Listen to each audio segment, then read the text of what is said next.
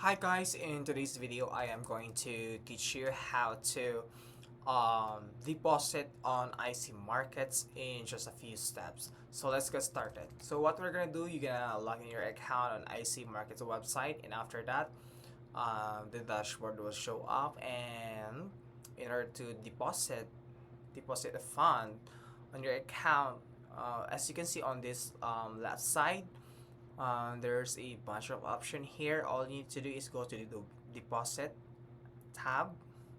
Okay, click that one. So after that, um, you just need to select options here.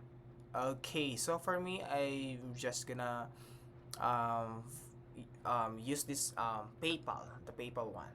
Okay, so after that, guys, okay, so okay, let's just have to do this and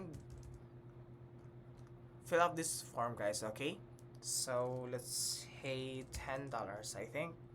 Okay, after that, guys, you can click on this PayPal checkout, and after that, guys, you're good to go. So I think I don't have a enough balance, so you're good to go, guys. So that's it, guys. So I hope you enjoy and learn from these quick tutorials. Please don't forget to like and subscribe for more quick tutorials on IC Markets Global website. Thank you.